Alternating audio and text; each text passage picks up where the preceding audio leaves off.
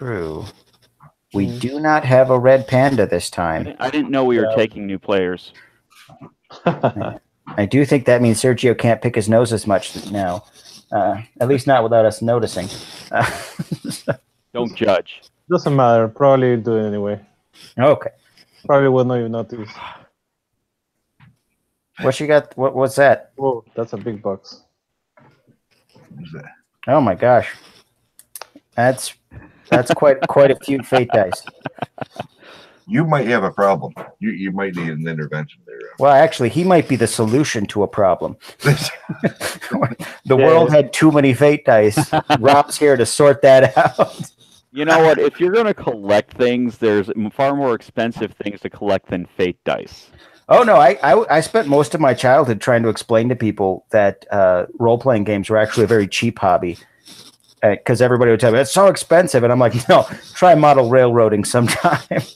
That's an expensive hobby. Or doing RC cars or anything, really. Any other hobby out there is ridiculous. I was a numismatist for a little while, and let me tell you, that's an expensive hobby if you want to, be good at it.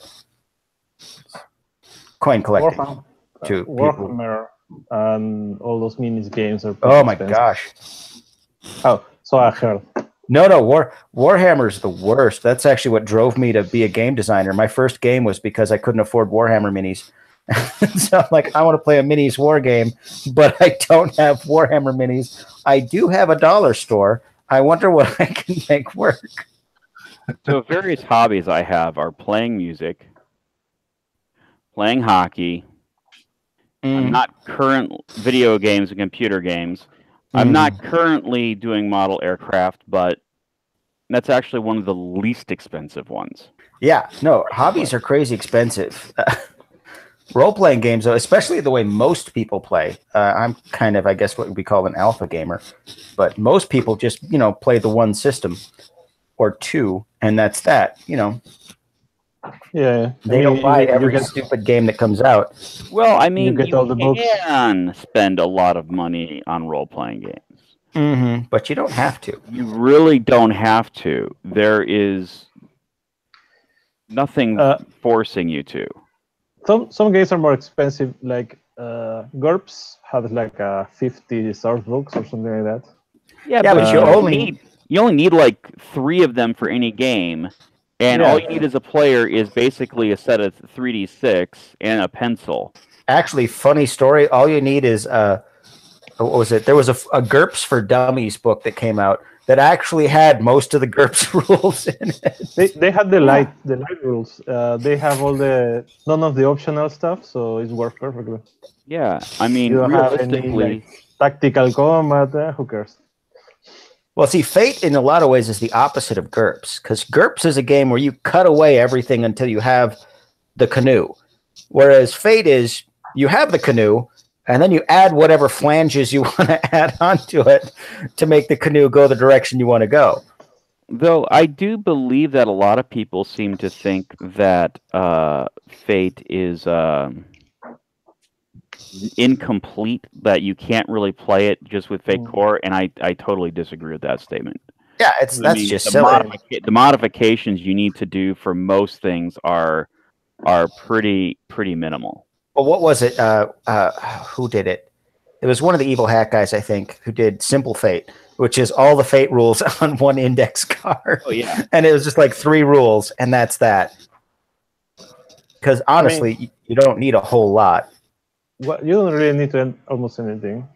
Take a game like Atomic Robot. So you read the rules, they change like how you pick skills.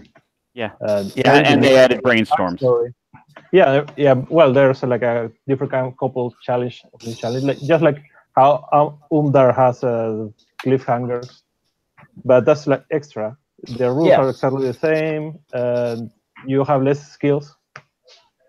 Yeah, and not to take anything away from those guys, but you can sit down and play an Atomic Robo game today without any of that. You could totally do an Atomic Robo game using Fate Core and nothing but, and just the stuff in Fate Core. Yeah. You're only missing the setting, and you have the setting if you have the comics. And the comics are all free online. So you have the comics. They are now. I think it used to be Pay. Oh yeah, no, I had to buy them all to find out what the heck Atomic Robo was all about when they were first putting out the game. Yeah, I'm pretty sure it was like 2-3 years ago they went completely free. But before that was they had like a couple free comics, like Dr. Dinosaur and one more, I think.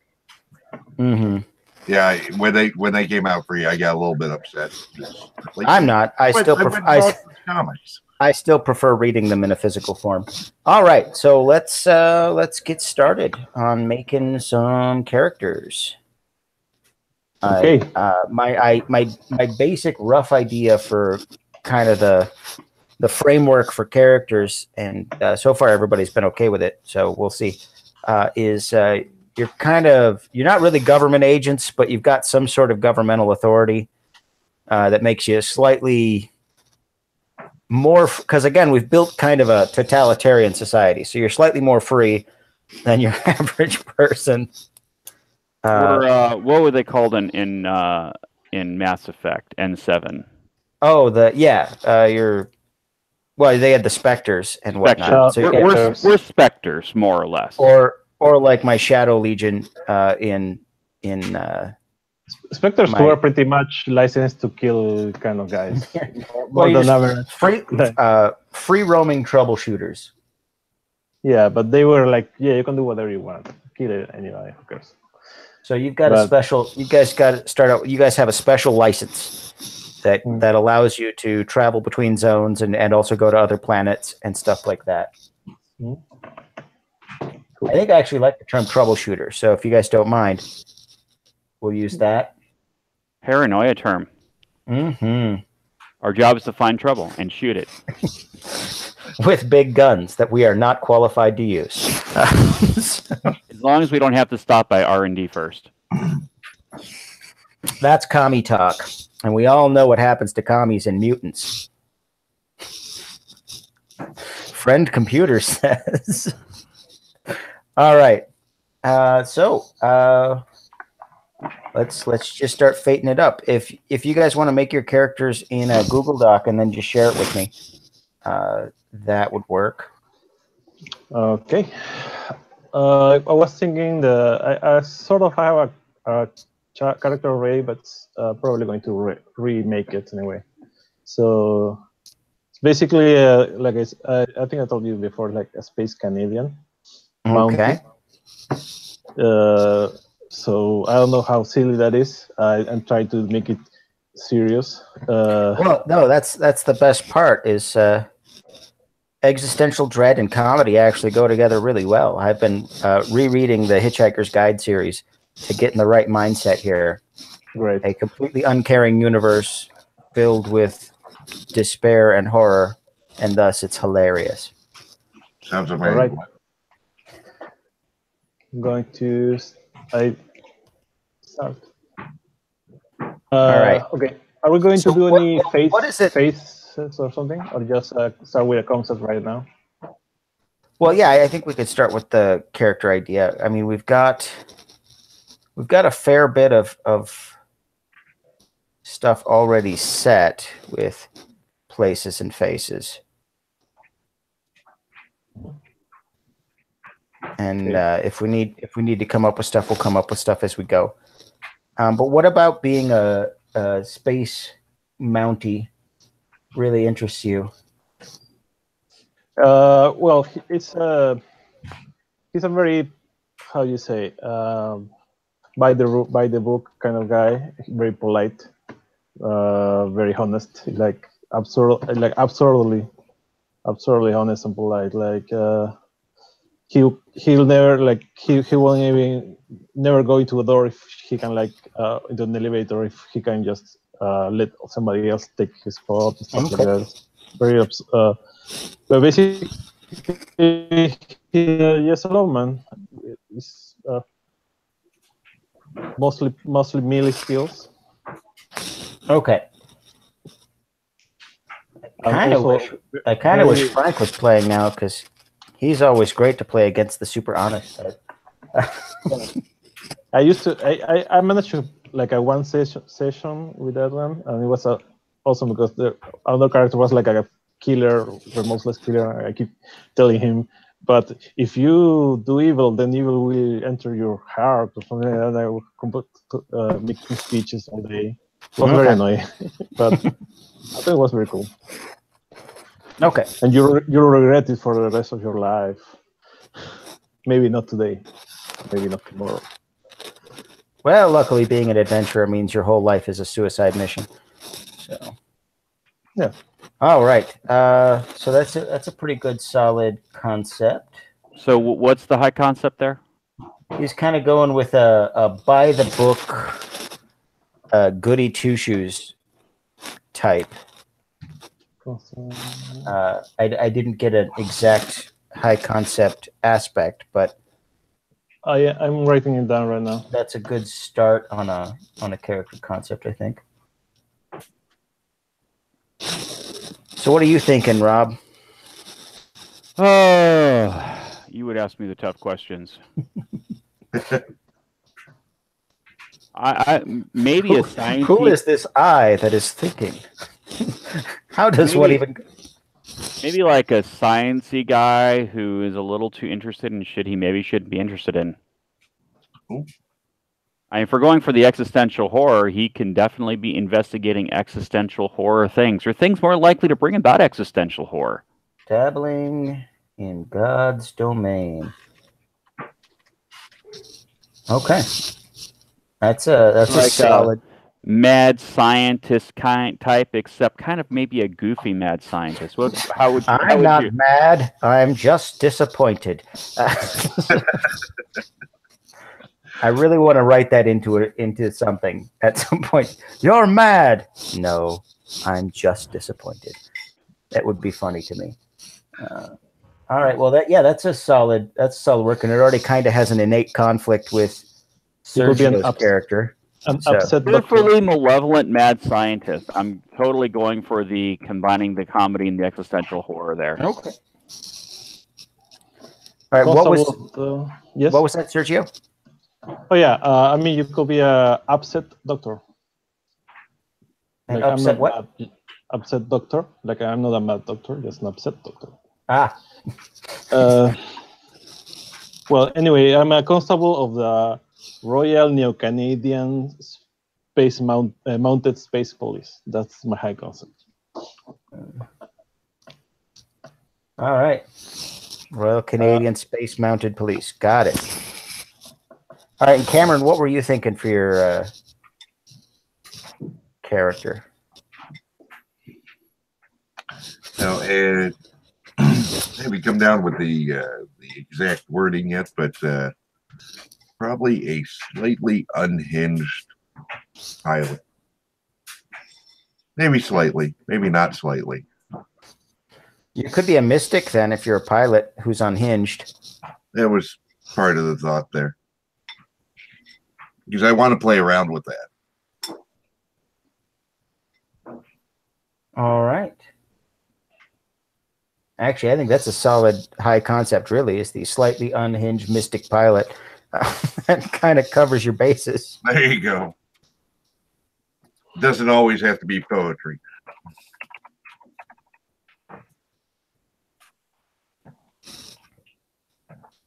Well, and we can always tweak it later. Yeah. All right. And Rob, I don't think you gave anyone access for the link there. All right. Anyone more? Anyone with the link and access and view. Okay. All right, that should work now. Okay. I don't think you need to edit my character. If you do, then we'll figure it out. I just want to make it like super public where people can put ads for porn on my character sheet. Sure. Although, I mean, just once. Never lets you live it down. As long as you get a cut, I don't. Do they call me Angus the Bar Builder?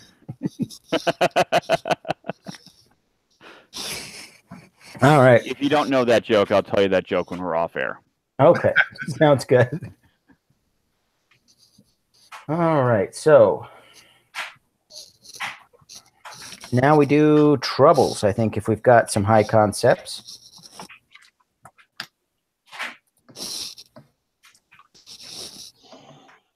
I do have my trouble. Okay. Which is the honest and polite part. Basically, unable to lie almost and unable to not help somebody. Okay. Got Dudley Do Right here. Yeah. I love that show. Okay. So you're going with that. And Rob, what were you thinking? Can't outrun my experiments. Okay. And So that means means you've I am already giving made you some that one on a. Oh yes, I am giving you that one on a silver platter to fill in the blanks, my friend. And I will point out that as part of my high concept, nowhere does the word ethical appear. Oh, ethical scientists never have any good parties.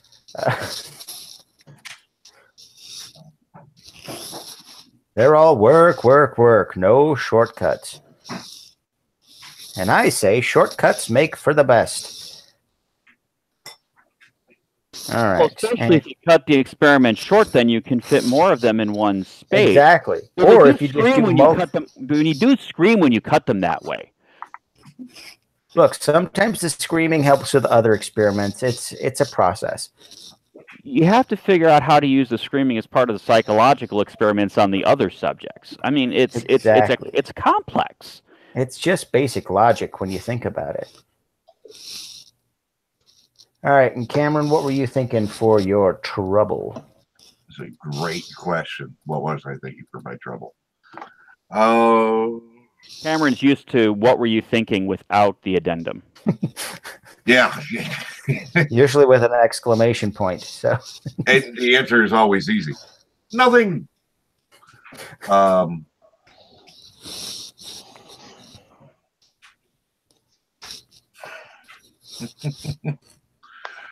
got one. I haven't tried that one in a while. Yep. Just trying to make ends meet for the wife and kids. Okay. So he was unhinged, but attached. Okay. My wife is laughing at how insanely stupid that was. It's only stupid if I make you cry. All right. So high concept and trouble. We've got something approaching that. Is everybody okay with everybody else's high concepts and troubles, or is there, are there any conflicts at this juncture? Well, I mean, there's certainly story conflicts between myself and Sergio's character. Mm-hmm. Now, as a player, I'm fine with that. If Sergio is, because we're definitely set up to kind of be at loggerheads on a little of this stuff. I'm okay with that as a player if he is. I'm okay. I'm still well. If we are supposed to have like lawful powers, that maybe what you're doing is legal. I don't know. I'm more in the side of the law than anything. So if we got carte blanche to do stuff, I'm not going to call the police on you or something like that. Okay. So now we need to come up with some names for your characters.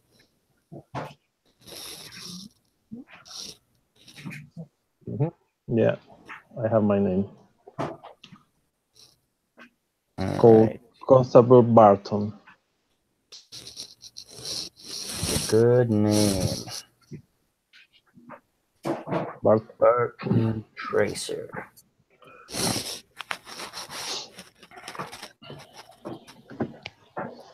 And Rob is still thinking. Rob is still thinking. And Cameron is smoking and thinking. Those two don't really go together. They're mutually exclusive, aren't they? Yeah, but it adds an air of mystery. So air is something. Not real air, but Didn't say it was oxygen. all right. All right, so mad scientist, some kind of a name. Professor Jamie Ackers. Jaime Akers. God. Don't you dare forget the professor part.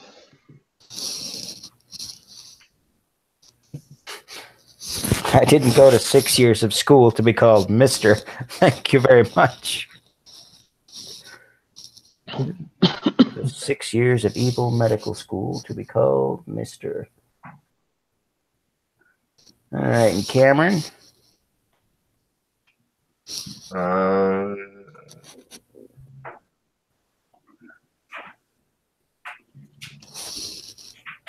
we could always come back to that later. There you go. Eddie Skipper. Eddie Skipper. Now we need Gilligan. All right. He plays both parts.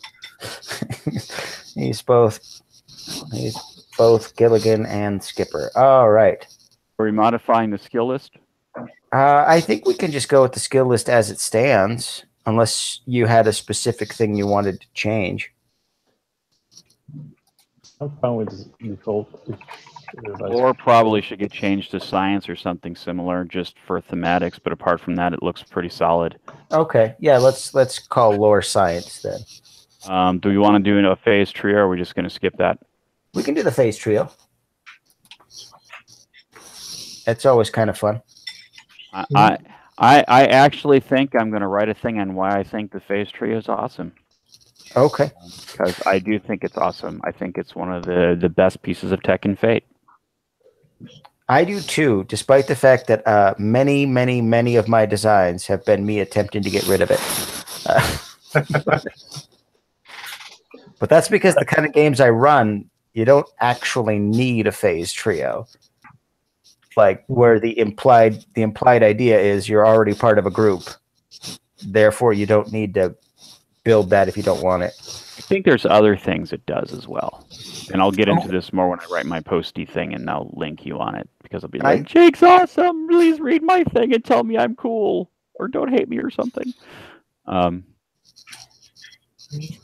You're the coolest guy I know. I know like 5 people though, so I can't be that cool. I'm in Texas. It's pretty warm here. I'm sure other people are much cooler. True. I'm in Montana. I am probably significantly cooler.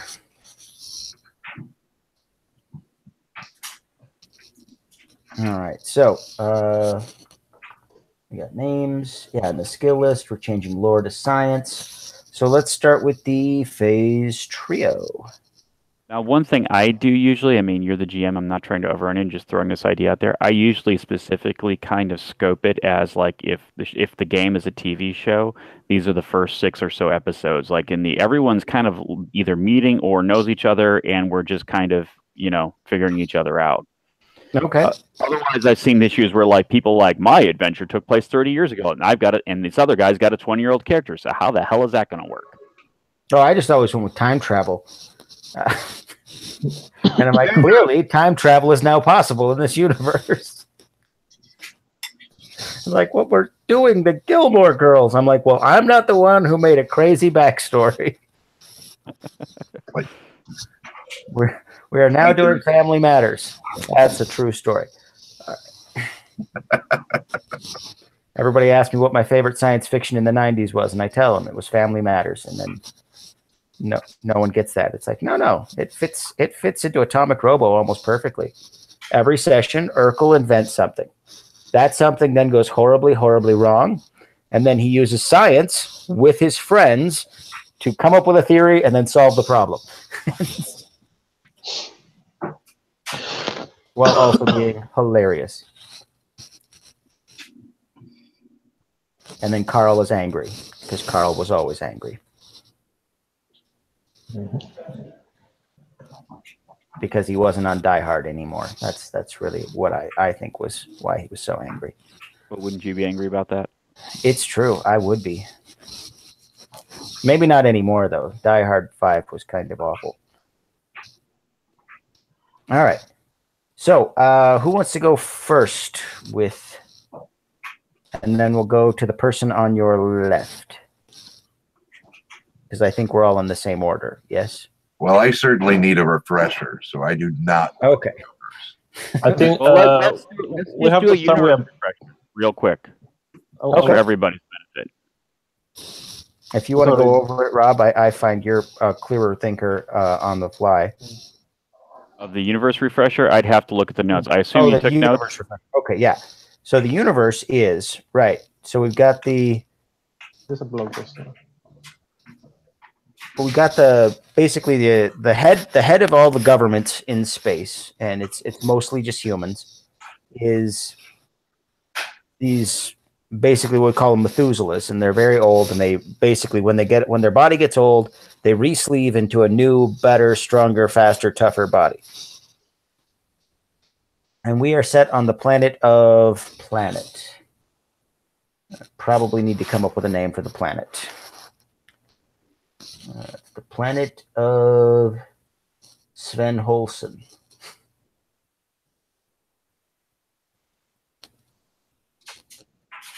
All right, this is a planet Sven Holsen, and you guys are playing as freelance kind of troubleshooters, investigators, all that kind of stuff, who work sort of for the establishment, but also kind of as your maverick loose cannons and whatnot. So anyway, so there are also these things called red caps, which are artificially intelligent spaceships, or they started out as artificially intelligent spaceships that either got inhabited by weird demon things from between the folds of space or corrupted by said demon things from between the holes of space. And so they now roam the galaxy, destroying populations of planets and all of that. Faster than light travel is also where the mystics come from. And mystics are kind of crazy, but they have power. We'll have to kind of define that, Cameron, as we go, because I don't have any specific rules for how mystics work. I have some ideas, but anyway. And then on the planet you're on, a little while ago, the lieutenant governor went in to get re-sleeved into a newer, better body and just didn't wake up. And so everybody's kind of panicking about that. And also there's another planet, we'll call it Endymion, is just vanished. Like all the people on the planet are gone. And that's one of the nearest on the trade route. And so that's a new thing that's happened. And also in this system, a bunch of aliens came back with an advanced ship and are trying to wipe out all humans. And so that's no bueno. And so humans have been fighting a war with these aliens for the last many, many decades. And not doing well. I don't know if that's a good enough breakdown on the background. I think it's pretty good. All the main points. And also helpful for our home audience. It's true. All right. And so for the phase trio. Well, we have started with the intro story. I think we were going to do the trio, right? Mm-hmm. So everybody has to come with some short 2-paragraph, adventure. I think it was an adventure. Yeah, you get your first adventure, and then the person on your left links up with that. Okay. And so it should probably link to their high concept, your character's high concept, or their trouble, or something like that. Yeah, I'm going to write down some like a draft for the story. Okay. And it doesn't actually have to be like really well put together. We can always discuss it or workshop it or what have you. Mm-hmm. All right. And so, yeah, so basically, yeah, you just come up with a little story of, okay, this is a crazy situation I found myself in. And then you turn it over to the person on your left and they say, okay, and this is how I helped them get out of that problem or made it worse. As I said, I like to kind of frame it as like, okay, if our game is a TV show series, your story that you're coming up with is one of the episodes of that TV show, especially usually one of the first episodes. Kind of like, the Buffy season 1 intro to the characters and kind of now we're understanding who the characters are. So, Xander goes with the hyenas because that's showing off his insecurity and desire to belong and stuff, right? Stuff like that. Oh, is that what that was about? Man. Yeah. You knew exactly what it was about. I've never been good at analysis. You're such a liar. Well, it is my name. Your middle name? No, Jacob. It means liar. Okay. It's old Hebrew for awful person. Knew it was fitting. And that's why I have 2 rules. 1, never trust a dude in a tunic. 2, never trust anyone named Jacob. Both of them have served me well. Where's your tunic? I don't have a tunic anymore. Because sometimes I tell people my middle name is my first name. But then I'd be Robert and you'd be Robert, and it would get very confusing. I could go with Jake Bob, but I don't think that would have the level of respect I'm aiming for. I have a second name. It's Mayer.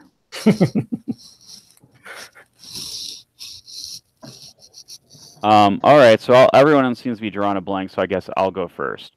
I'm thinking that my first one is I was developing some kind of new weapon that probably used some kind of hyperspace technology, which we've already established is a bad thing. Note capital letters. As such of this, we are doing field trials, all of us together, and someplace to be determined. And we noticed that shooting things with this new nifty ray laser plasma beam thing had the unfortunate tendency to kind of turn them into flood monsters, kind of Halo flood monsters, kind of corrupted entities. Hijinks ensued. Sweet. I can use that.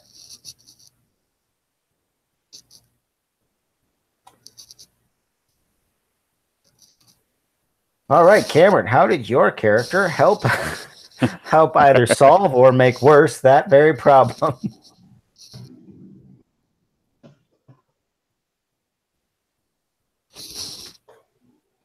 Right.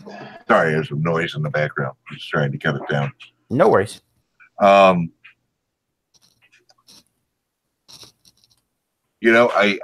And maybe this is a bad one, so I'm throwing it out to the group here for consultativeness, because that's a word. Yes. Okay, I have a adventure, so okay. We could just go through all the adventures first and then figure out how we help. Yeah, we could do that. Yeah. Okay, yeah, let's do that. Just for reference, I have a wolf dog now, so he's one of my aspects. And I'm thinking his name should be either Mackenzie or Trudeau. So which one do you like better? I like Mackenzie because it can be shortened to Mac, and that's easy to remember. Okay, nice. Okay. While on the hunt of some space poachers, Barton was attacked and left for dead in the freezing tundra cold. A genetically engineered space wolf dog found his unconscious body and dragged him to safety. Nicknamed Mackenzie, they become partners in crime fighting ever since. So, if this is an episode, what was the conflict in the episode? Basically all the tracking and for the criminals and the actual encounter with them. Also, the weather, apparently, which is deadly. This is on some planet that I haven't decided yet. Probably in Canada. Space. Canada. A planet in Canada. Yes. Neo Canada. So it's probably in the Northwest Territory or something. You know, they got a lot of space out there. So yeah, probably it's a planet called after some area of Canada. And basically an inhospitable planet. okay. Okay, and my aspect from that will be Kenzie got my back or something like that. Okay. And Cameron, what are you thinking for your first adventure? So, and this may tie into Robert's. Is what I was originally thinking was perhaps as hijinks ensue,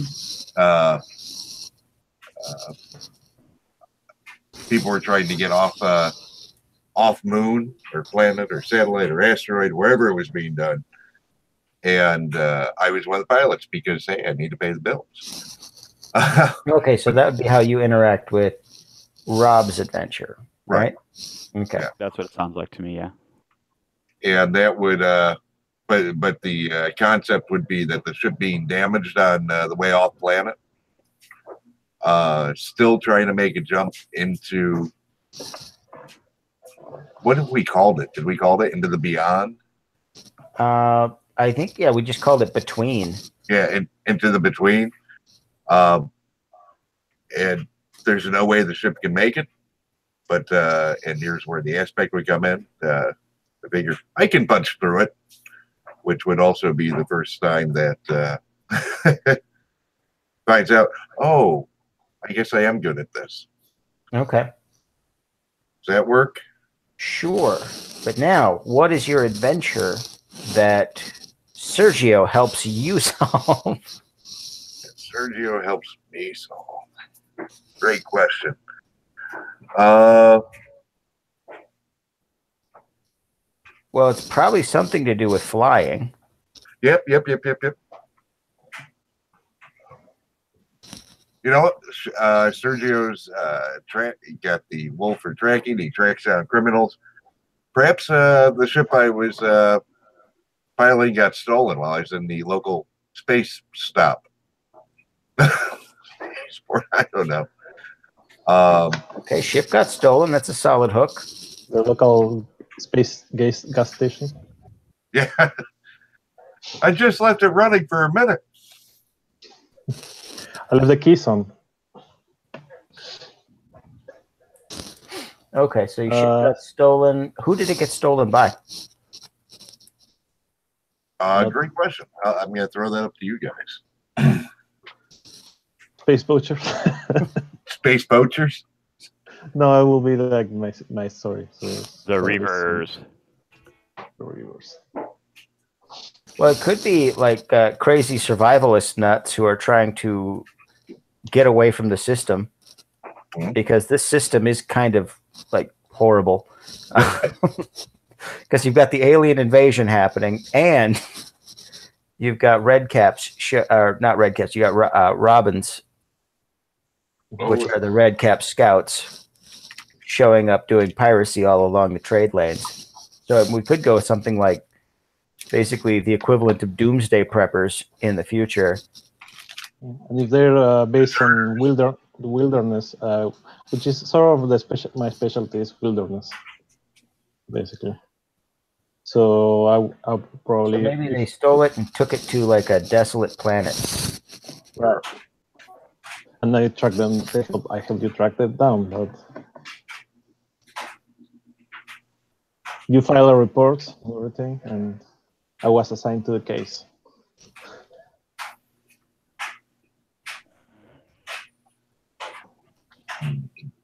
Okay. All right, and Rob, how did you help Sergio's character with the hunting the poachers or the Left 4 Dead out on the ice? Yeah, I do have some concerns about Sergio, about your adventure because it's a little too self-contained and already solved. Oh no, trust me, I can complicate it. Oh, sure you can. Yeah. I mean, the thing is, he's out hunting this cop group, or this not cop group, these criminal Poachers. group, Yeah. poachers, right? And so that's a great conflict right there, and just how we expand upon that and develop that is great and can lead to all sorts of complications. Maybe you needed biological subjects to study, and so you hired the poachers. Probably not, because I think we're kind of working together at this point. I know. I just thought it was funny. I have ideas sometimes. They're not good ones, but they're mine. I like your ideas. I'm kind of thinking, and I'm trying to figure out how this ties in. But what I'm kind of thinking is he's out there in the freezing cold, trekking through hostile environments. The weather's out to get him. He's taking pot shots from poacher snipers. It's going full on to degrade him. The wildlife's trying to kill him. Everything's trying to kill him except his dog. Mm-hmm. And you've got me sitting somewhere on a nice warm station or on the nice warm ship, kind of reading sensors and probably fucking everything up. Okay. Trying to help and just failing. Maybe you're giving me instructions over the radio and they're the wrong instructions. Yeah, something like that. That's kind of what I'm thinking in the You were reading the desert survival manual to them out loud. The radar says they're coming from the left. They came from the right, so they should be met. You're going to need to find water. I'm on a frozen tundra. All right. You're going to need to find shade. Gonna get real hot. Just trust me. Mm-hmm. So I'm reading this backwards. That's good. Yeah. Okay. I've got my aspect for my story, by the way, which is engineered now is better than engineered right. Sweet. Wait, I get an aspect from inserting myself in somebody else's story. Which you haven't done yet. So I have with the stolen ship, which I'm not sure what aspect I get from that. So it could have something to do with your tracking ability. Could be. Sure. That's what your character did in that, that adventure was track down these survivalists in a harsh wasteland. All right, I'm Master Tracker with an A. Something like that, Master Wilderness Tracker. So for my aspect in involving his story, I'm almost, and I don't know, because I don't know how I'm going to be able to invoke this in an interesting way, and I kind of feel these aspects are more invoke fodder, but something like field work is for chumps.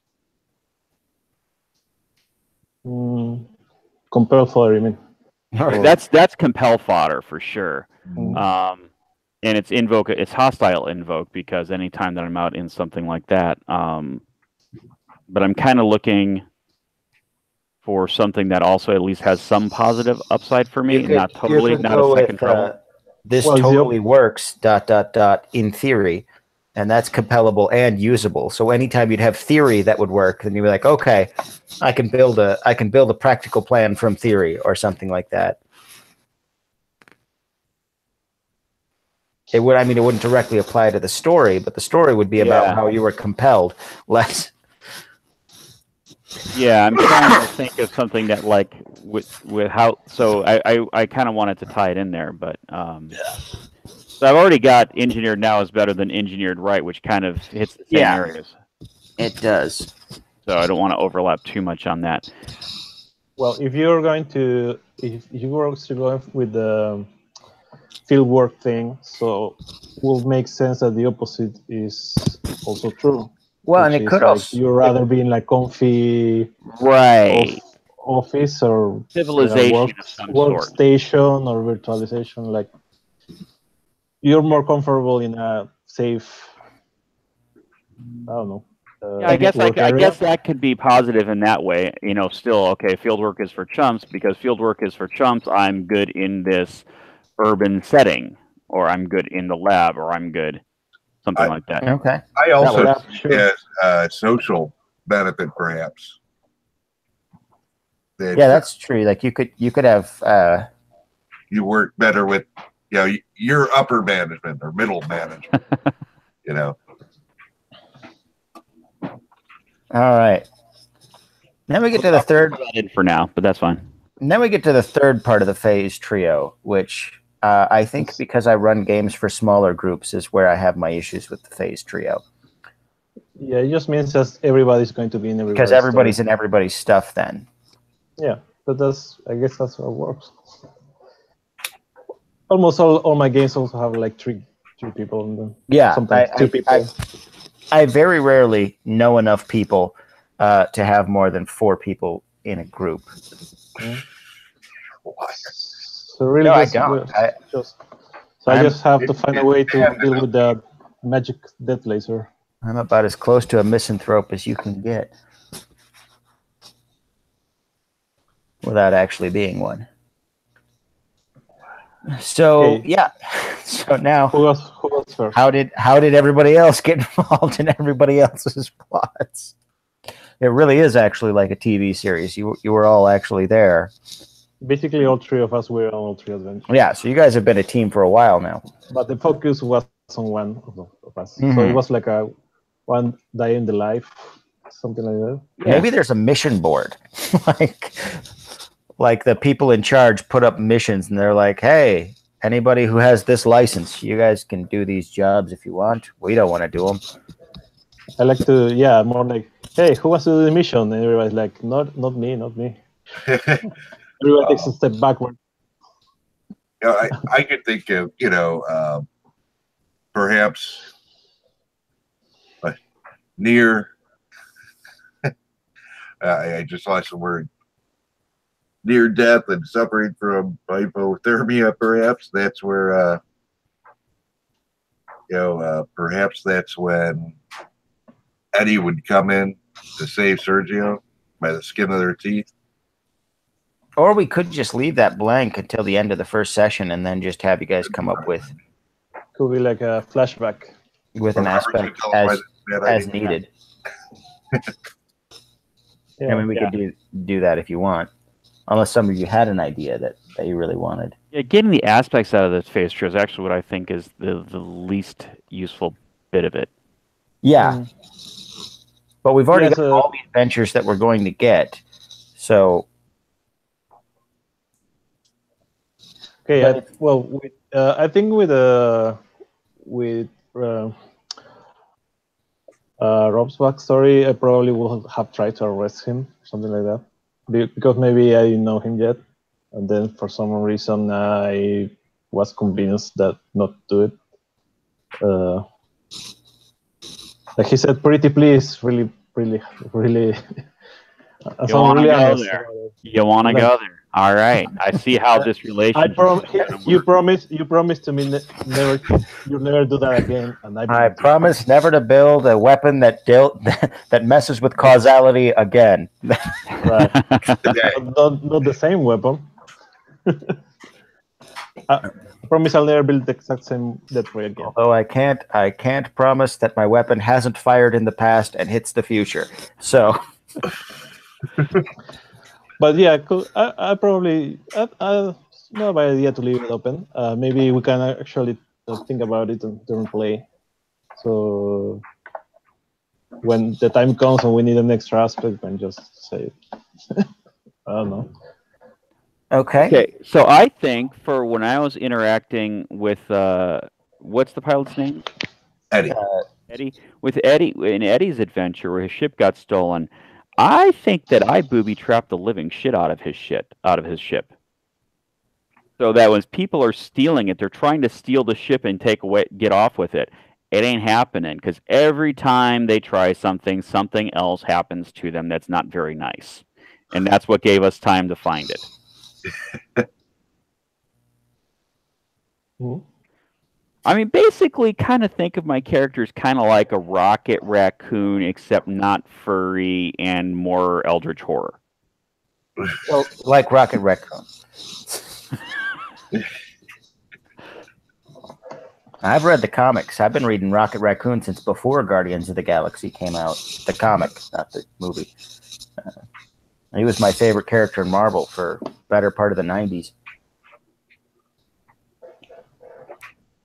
Tried to arrest. All right, and then Cameron, how did you help with the hunting poachers on the icy tundra planet? Rob tries to help but fails. Well, that's what I was thinking, is that, That you just swooped in. Yeah, just kind of swooped in, so it'd be swoop in at the end. Well, it could be that Rob was on your, or that, not Rob, sorry, Professor was on your ship. And he was giving directions in the back, and you just finally were like, screw it, I'm done. I'm just going to go down there myself. I like that, because we're like, he's like the away team. Yeah. Well, he's a Mountie. He's got a red shirt. So. And that's the mission. We're like flying around. We can't like just fly in with the craft because that's going to alert them. So we're like providing support, from orbit or whatever. Okay. I'm liking this one. All right. Sounds what good. The aspect would be there. All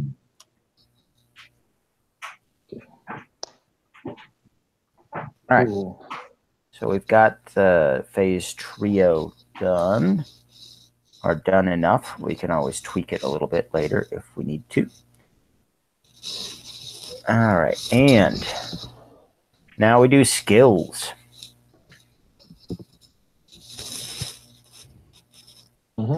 As I said, the skills are the same, except Rob made a good point. We're swapping lore out for science, but it does the same thing. Are drive and pilot going to be the same skill? Yeah, I think so. I just assumed they were. So, because it just seems ridiculous otherwise.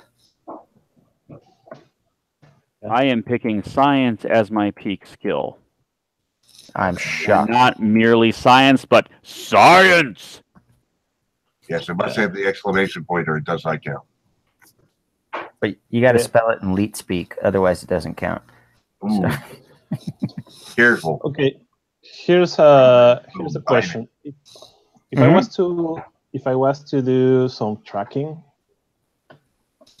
I would use probably either investigate usually about interrogation, I think.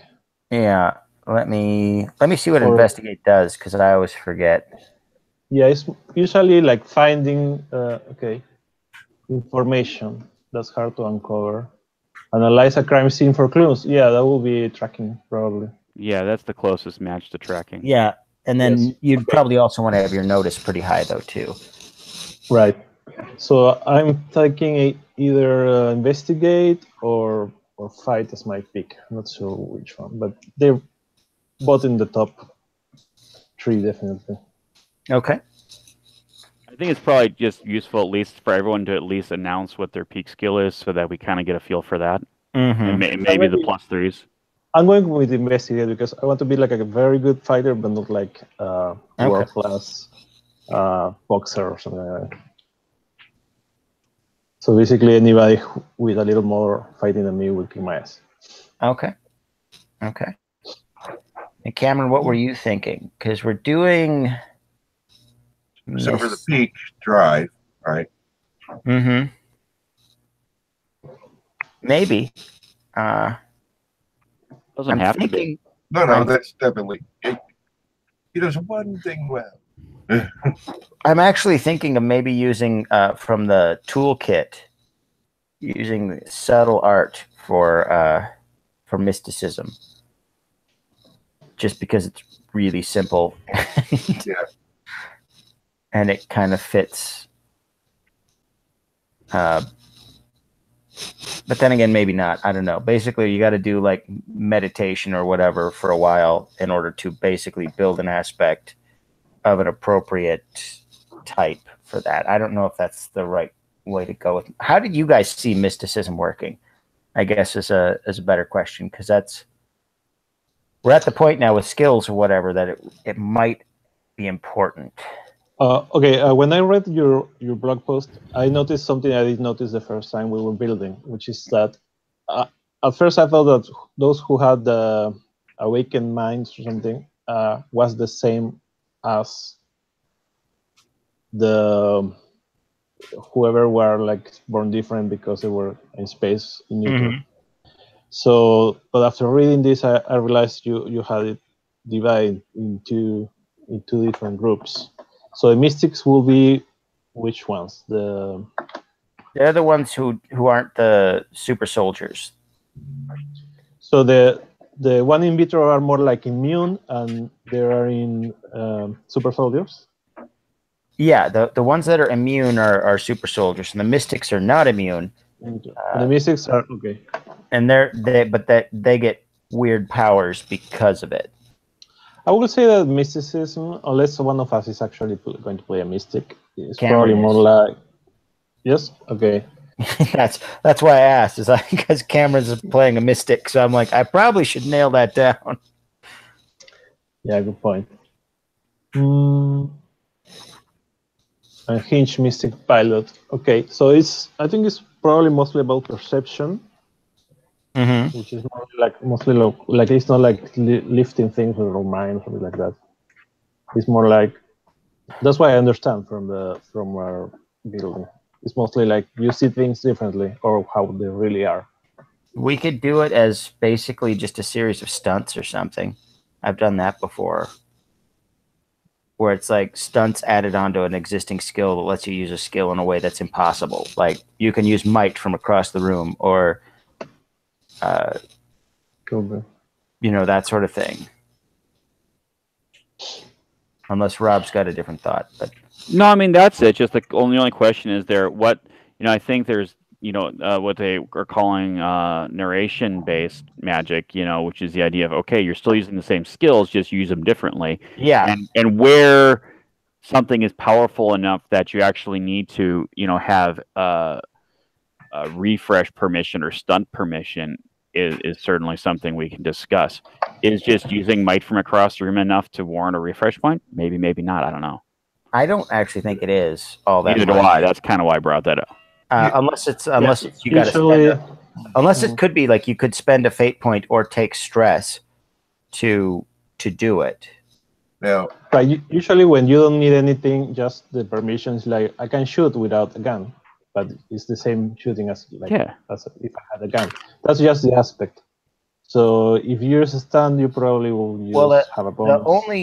The only concern I have is mystics have the ones we've built here have a inherent kind of major flaws. They go crazier the longer they go.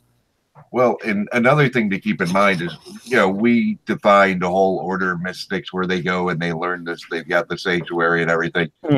This guy hasn't done that. So I expect this stuff to either work wonky or go badly as often or more often as something goes right. Okay. You could have something that you can do once per session and it's just crazy stuff. You should be totally drooling by now, Jay, because we are just giving you all the please screw us over. I know. Well, want. The hard part then is like, okay, well, how do I build a coherent plot around all of these flaws? Because it's mostly going to be like a buckyball at this point. It's going to be flying all over the place. I'm going to send you a list from Primetime TV. All right. Full of flaws. Oh, don't worry. I've watched enough Monk. I know how to do things based off flaws. All right. So I think maybe would that be all right then if I said if you spend a stress during one stress during a scene, then you can use your mystic ability to do whatever, or you can spend a fate point. I mean, that sounds fine to me. Okay. Well, as long as you're okay, because you're the only mystic we've got. So, and again, I think it depends on what the mystic abilities can do. I mean, if it's just I can shoot without having a gun. If you spend one stress, what happens to it after the scene ends? Yeah, I Because mean, if there's no conflict, then that's basically free, or just stays there until the next conflict. No. The stress goes away like normal. All it would do is, in a very stressful conflict, it would make it more stressful.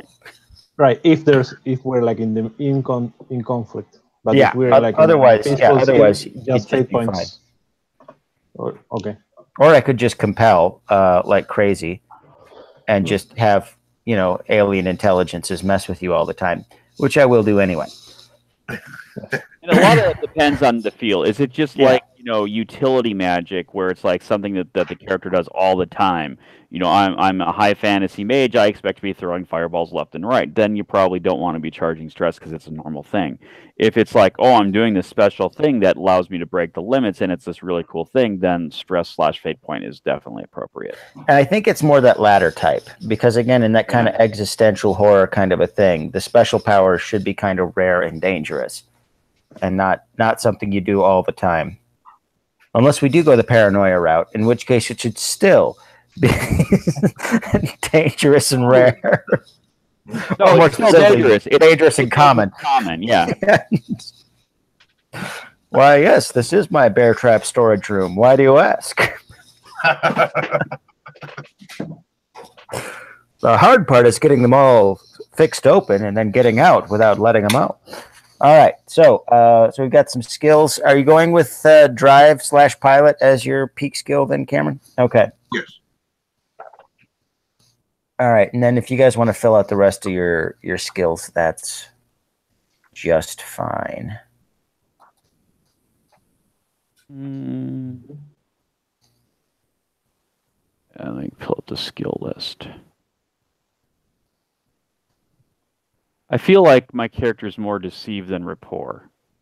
Okay. I mean, does everyone agree with that based on description so far? Yeah. I'm also going to go with shoot, because him being a little trigger happy amuses me. And I'm thinking about, and want to know what you guys think about this, going with empathy, because maybe he's not quite all there, but he's tapped into that otherness. Okay. Does that make sense? No? No, I'm down. I think that works. I like it. I was thinking about, and maybe it's the wrong skill. Thinking about provoke. Yeah, provoke was my other one, but I just provoke people naturally, so my character doesn't need it. Okay, what I usually do. Should he take crafts for keeping up the ship? Did he take science? Maybe. Yeah. Well, I guess it would be crafts, wouldn't it? That's working. I think that would probably be crafts. Yeah. Ooh, good point. Because I probably want crafts as well. Because again, I'm kind of going for. Yeah, and then you don't need shoot as a high skill. You can just build a gun and then just keep loading free invokes onto it. What are you doing? It's a causality gun. The more I work on it now, the better it works in the past. What? You'll remember. Know what you mean? You'll see? Exactly. It was going to happen. It am going to happen, but it hasn't quite happened yet. You see? I would make the best time traveler. I'm just saying. How do I know you aren't already? Well, my name is Liar, and I did say I'm not a time traveler. So I know that you know that I know that you know that I have already switched. Wait. It's a deep game I'm playing. I'm almost thinking about peaking on craft instead of science, because I see that as him being more like the building crazy shit that you don't want him to build. Although, if he has a slightly lower than his science, then that would explain why he does most of the stuff in the cushy chair rather than, going out and testing things, because apparently when you go out and test things, bad things happen. It's true. And not always to the other guys. Look, I get that bad things happen, but this time a bad thing happened to me, and that is unacceptable. Exactly.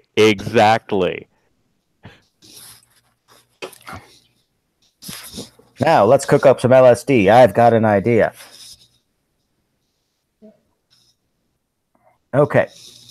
And then once we've got skills kind of laid out, and again, you don't have to lay out all the skills, as long as you've got, a good chunk of them. Because despite the fact that they're very useful, knowing all the skills you have isn't super important in the character creation process. I mean, it's usually good. I find it's usually good to have the 4s and the 3s, and the rest of it can kind of be filled in. Your pinnacle is good, but it's when you get to the +1s, and then you're like, what, 4 skills? Yeah. The +1s and +2s are where I always would go back and forth, and I'd be deleting one and putting a new one somewhere. And what I do is I take the whole list, then I decide which 8 skills I definitely don't need. And then it's easier because everything else is +1s or higher. Mm-hmm. Okay. And then we do some stunts. I never do stunts in character creation, personally. Okay. I always fill those in. I mean, if you've got a great idea, that's great. I found that's always the thing to me that takes the longest and is the least fruitful. But, if you got ideas, go for it. All I know is that Cameron wanted some help with making stunts because it's been a while since he's made any. Oh, see, I was supposed to be in a game of Roberts where he taught me how to do it properly. And then he ran off and drove some hockey mask wearing rock band. In all honesty, Robert, I kid you not. That not being able to get into that game with you it killed fate for me for like 2 years because I couldn't schedule a time with anyone else who knew how to play properly. All right. If I do my gritty fantasy thing, open table, you will definitely be on the short list. Also, tag me when you do that Phase Trio post because I was reading your earlier post going, I remember when he posted this. He's going to write about the Phase Trio. He talks about it a lot. Yeah, well, now you're going to confuse people, though. They're going to be like, well, why isn't this in the Book of Hands? And you'll be like, joke's on you. I didn't even technically put that together. Volume 2. No, Volume 3. That'll really mess with them. Yeah. Volume Apple. And they'll be like, what? Like, I don't use traditional counting methods. Those are beneath me. All right. You got to get your hands on the new Book of Hands. All right. See, your name is just perfect for marketing. I'm just saying. So I'm imagining from when I was involved in Cameron's episode, like the ship still. He's like, "Oh my God, they've got my ship. They're gonna take it away." I'm like, "Relax." He's like, "You don't understand. They can do anything to my ship." I'm like, "They're not going anywhere." And then it's like you've got the cut to boom. Oh, no, then you got the cut to where the heck did they get punji sticks and how do you even put them in a stupid shit? Incidentally enough, I'm remembering an old movie from the 80s and 2 twin wrestling brothers where they were truck drivers, but no one could ever repo the truck because they couldn't find second gear. I don't think I ever watched that, and I've watched a lot of crappy movies with wrestlers in them. It was horrible, but I do remember that. Joke's on you. Our truck sucks. Do you like movies about gladiators, Jacob? I do like Greco-Roman wrestling. So. All right. What's the vector? Victor? Roger. All right, so then I guess all that we got left is stress tracks and fate points. Everybody has 3? I have 3 and 3. And okay. I have my I have one stunt, which is to gain a +2 bonus to overcome using investigate when trying to track somebody by finding a clue and doing something disgusting such as smelling and tasting it. Okay. You use I think I will add one stunt, Jake. I don't know how useful it'll be, but it would just be to gain a +2. And here's where I need help. Would gain a +2 to pilot through the between. Okay. Be a stunt or no? Is that too broad? Is that? Well, it depends on how much piloting you're gonna do. I really don't know. It may not come into play, so maybe I just leave it the hell alone. Yeah, I mean, if it and we can all. It should come into play. You picked it as your top skill. It should come into play. Yeah. But I can only give you the opportunity to use pilot. I can't force you to use pilot. But yeah, we can do that. I want some kind of stunt that basically reflects my ability or my predilection to use really dangerous weapons of custom manufacture. So okay, well here's a thought. You could do something like when building your own weapon, free or invokes of aspects relating to weapons you've built have a +3 rather than a +2. If that makes sense. So that way that way it kind of incentivizes you to always be tinkering to build a new weapon, to put more aspects on the weapon. Sure. Which then encourages me to compel more aspects on your weapon. I don't know if that fits what you think it should be though. Like, is that the kind of? I'm almost kind of looking for something that's like on the plus hand, it's more dangerous. On the negative side, it's more dangerous. Okay, so well, I'm kind of accepting, getting additional effectiveness out of my home jury-rigged weapons in exchange for either collateral damage or some kind of backsplash. Okay. So basically, you're creating an advantage, but you have to make sure that the advantage itself is comparable. Or well, there's that, but that's easy enough. I'm thinking something like almost like when I attack with a homemade weapon or a custom-built weapon, I do 1 extra stress, provided I'm willing to do +1. I'm willing to do a stress to something on my side. Or it could be you can do however much extra stress you want to do, as long as you want to split the remaining stress among your side. So that anytime, well, it's just like, you ever play D&D and somebody pulls out lightning bolt, and you're just like, no, you're gonna kill us all. Sadly, I should most of the time be on Robert's side, and I see no problem with this plan. Yeah, we could do something like that. You get twice the free invocations, but you have to give one. Or maybe you can, to the enemy. On a successful hit, you can do as much stress as you have skill in shoot. Or as much. Okay, here we go. We can just do it the way I did it in Jade Punk. You can do as much extra stress as the amount of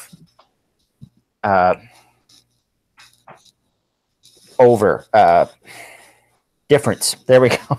As the difference. So if you do really well, you can add a whole lot of extra stress, but then that stress also bounces back. So like Up to double stress. Yeah. Up to double stress, but all the extra also affects us, every one of us, or any of us. Or you could just have something that if you succeed with style on an attack, it hits everything in the room. No matter what. So sometimes that's going to be really useful when it's just you alone in a zone. But if your friends are in the zone too, or if your ship is in the zone, or the professor has no friends. This is no problem. Dune, anybody remember Dune? I think when you shoot a laser at the shield, Yeah. both sides explode, so it will be like the area the shooter is in and the area the target is in. And that's why we don't use atomics. Right.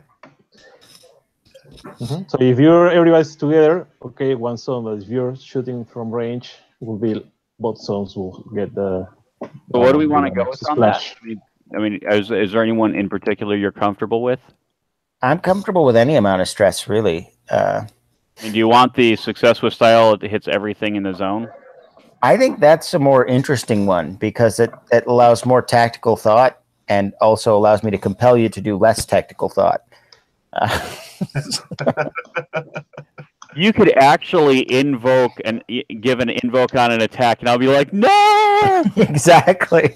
It allows me to have a lot more fun, I think. Well, as long as you're having fun, Jake. Well, we'll all have fun. Is that in the target zone? So yeah, it would be in the target zone. Maybe the enemies can use their aspects to give a bonus to your damage. Right. So that you go over and succeed with style. Right. We got 3 guys ganged up on the big bad, and all of a sudden you invoke me to do a success with style, hitting everyone else. Mm-hmm. Right. All right. Which cool. I think would just end up being a lot like a compel at that point. Yeah, they're giving you their bonus. So I think the hit everything in the target zone. Okay. Because that's by and large mostly useful for you, but occasionally is going to be awful. And I like it. That's very much the flavor I'm going for. Also, if you roll high, I mean, if you can control it with your own invocation, but if you roll high, you cannot subtract, so you're screwed. That'll work in real well with my my third aspect. Yeah. Well, I think I'll go with one stunt and then leave 2 empty. I think it's probably best. No worries. All right, let's see. This is usually how I play because I usually end up never having the other 2 because I guess it depends how long this game goes. Well, we'll see. I don't know. All right, I'm good. I've got some skills. Oh yeah, my stress, right?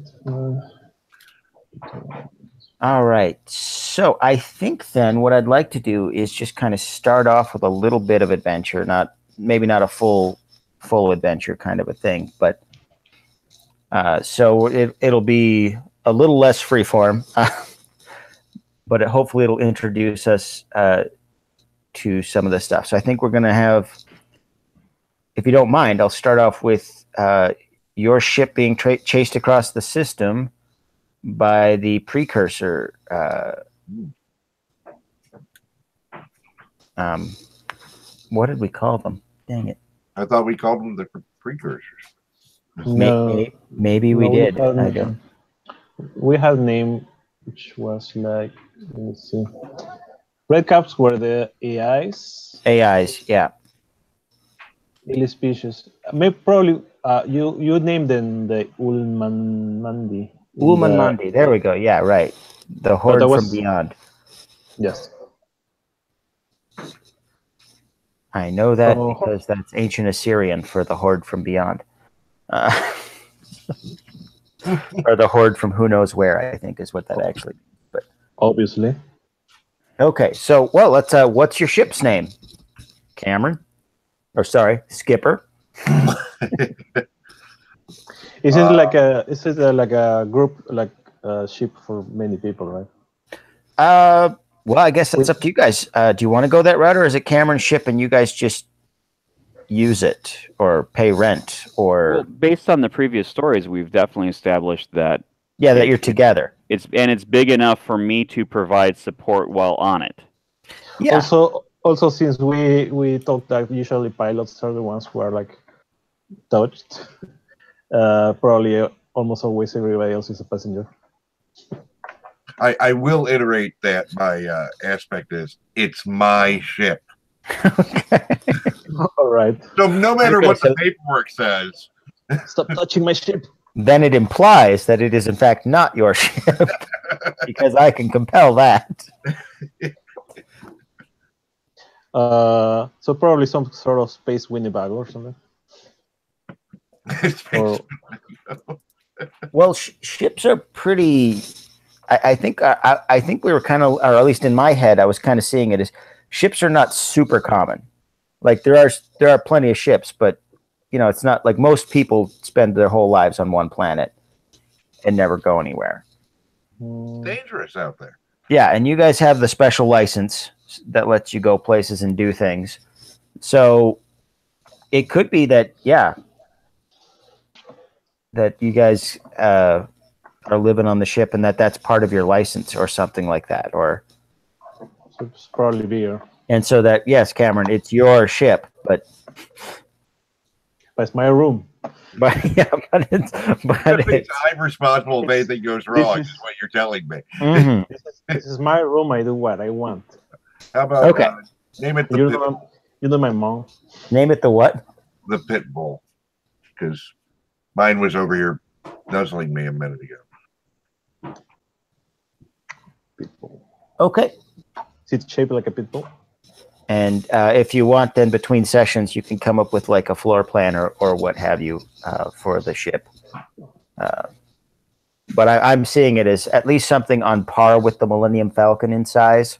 So, you know, big enough to have rooms and stuff, or something on par with the I was Serenity. thinking about the Serenity. Yeah. Did we just rip them off? Everyone all right with that? Oh, I've ripped them off many, many times. There we I see go. no reason to stop now. Yeah. Basically, any ship from the Old Republic. Okay. They're mostly all the same size Of around. course, I've always been a fan of the Trock Light Freighter, but no one knows about that one. That was a West End Games invention. It was a great Is that ship. the one with the shape like a turtle? No. It's shaped like a turtle. Yep. Yep. Because Yeah, my first ship in Star Wars RPG was a Gatrock Light Freighter, and I called it Gamera, and it was the best ship ever. That's just proof. All right. Cool.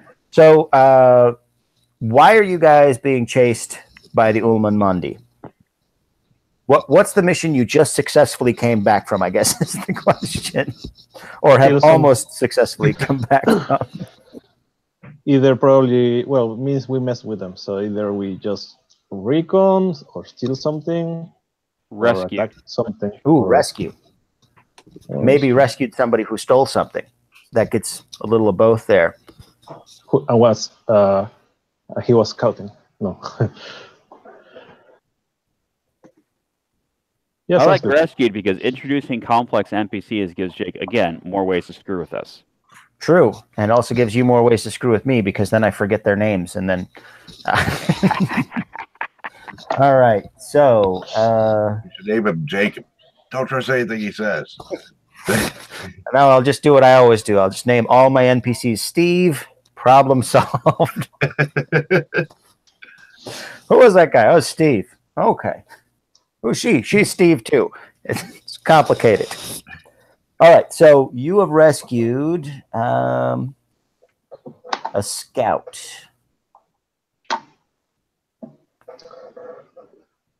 Rose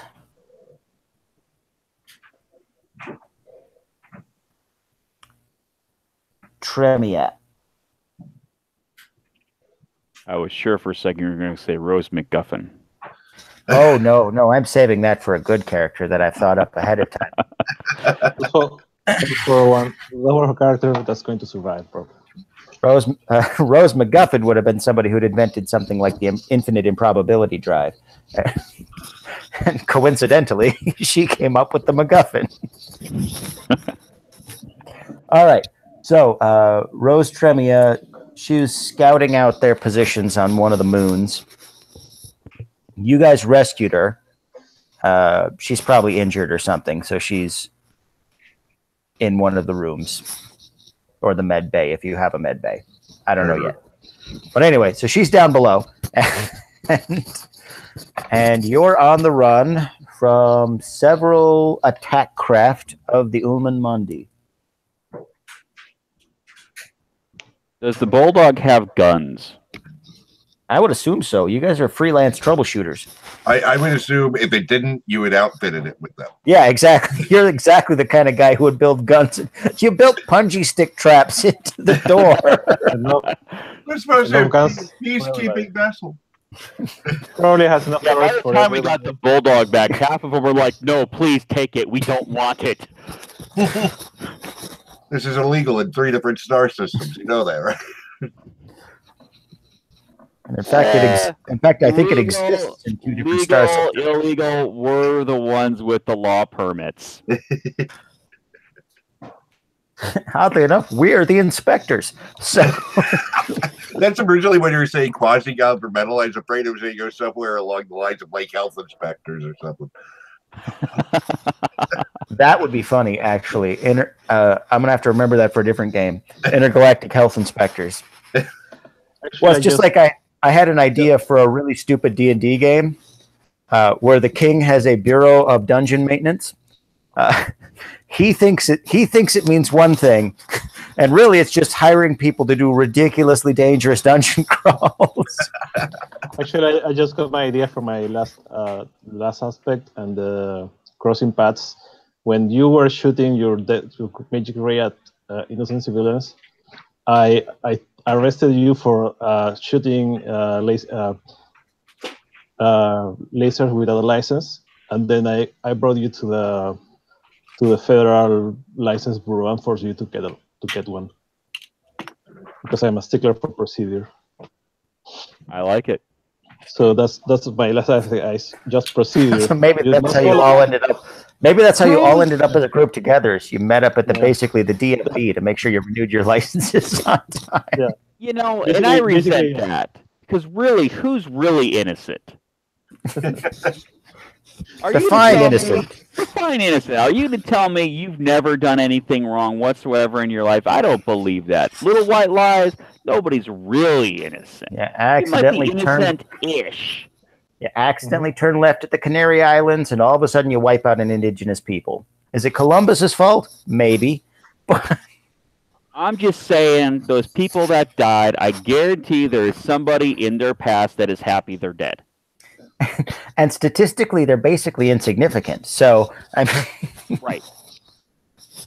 So it's not even like I killed anyone at all, really. He is the only one I know that can turn death into math from. Well, he is a GM. So, I was talking about the doc. All right. So, you've got 1, 2, 3, 4, 5 Ullman Mondi attack craft swarming up on your 6. You do have possibly a turret. I would assume some kind of turret cannon.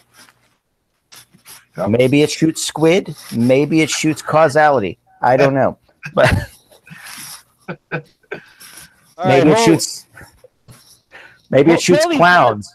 These guys will hold on a second. I got some extra surprises cooked up in here. I just got to do a little bit of rerouting. Maybe it shoots evil clowns into people's subconscious. I don't know. Yeah, tell them to hold on. Right. So I want to go ahead and reroute my special surprise. Okay. All right, and I'm going to also assume there's probably all kinds of other systems on board, like electronic countermeasures and Right. that sort of thing. So if somebody wants to do something with those, we can come up with those as we go. All right. Probably going to contribute more with sensors or something like that. Okay. Because all my I think. skills are kind of crappy for ship stuff. Shoot is okay. Well, Shoot. sensors though, that would Probably be like handy.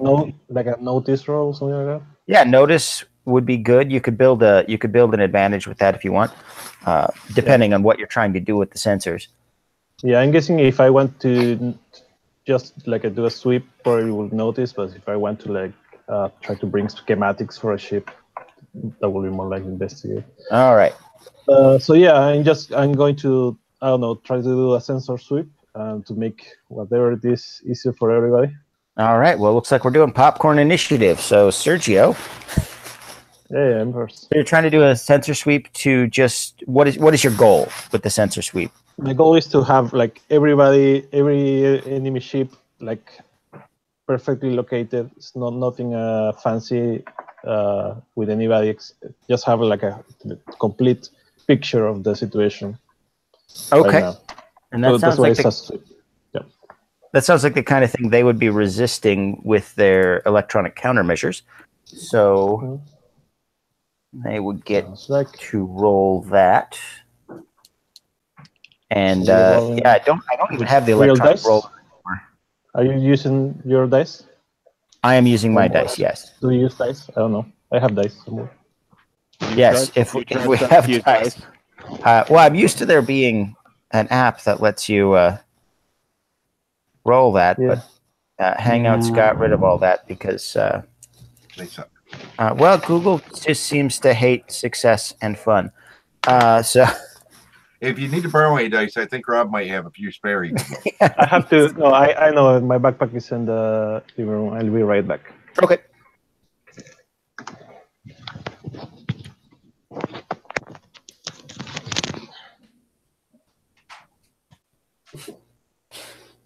And the old Mondi keep broadcasting the message, stop and we'll kill you. Don't broadcast back. Don't you mean stop or we'll kill you? We know what we said. What was that, Rob? Sorry. There's apparently still a I'm trying to find it. Let's try this. Roll 4d3 minus 8. Didn't anything. Looking at a WikiHow from this year. Okay. Okay. Well, if we have to roll dice, we have to roll dice. That's just fine. We'll just announce what we roll. Yeah, it's not doing jack. Yeah.